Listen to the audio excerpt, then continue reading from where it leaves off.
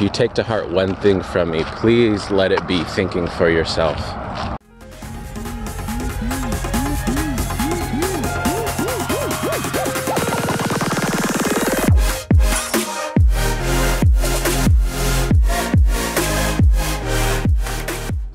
One of my goals is to live to be at least 100 years old. That's why I'm doing my exercises in the morning.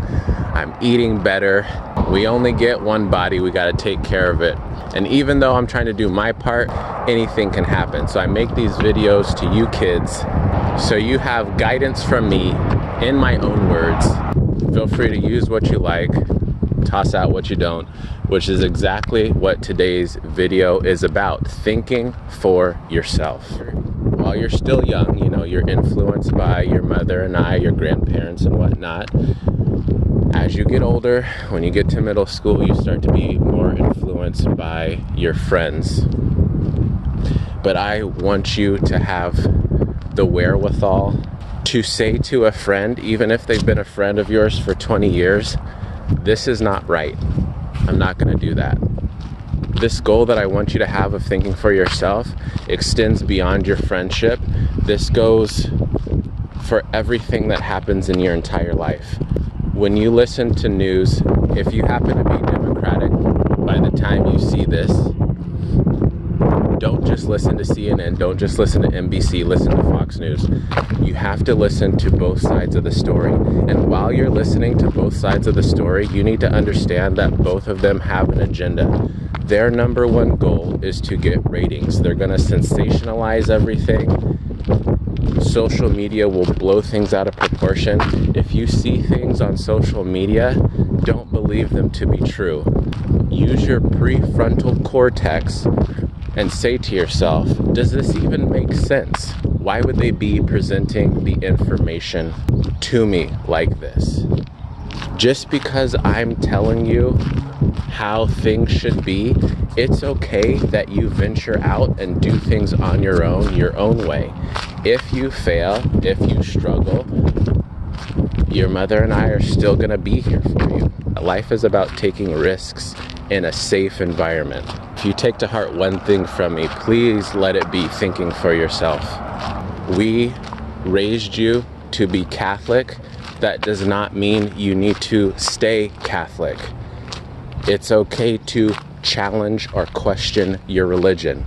Don't follow anything blindly. When I was in high school, I was reading the Bible and I was reading how you should be one sort of way, and if you're not that way, then you're not really Christian or whatever. And I'm like, well, that doesn't make sense to me. So I stepped away from religion for a while. And one of the reasons I chose the Catholic faith is because during Lent, we choose something to give up. So we're denying ourselves something.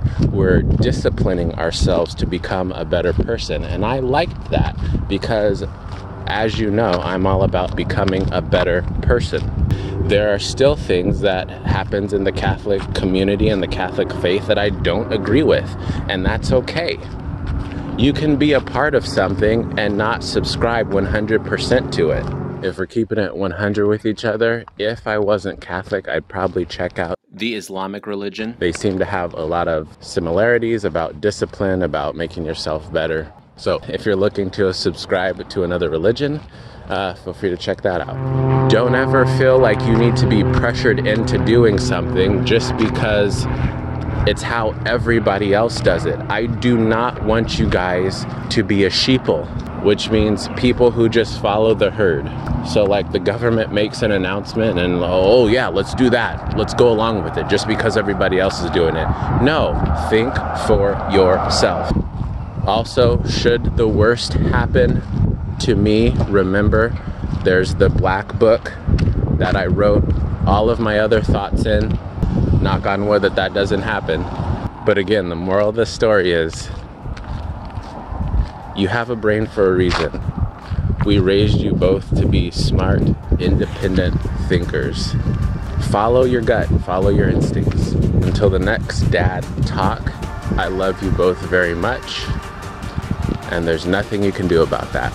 Mwah.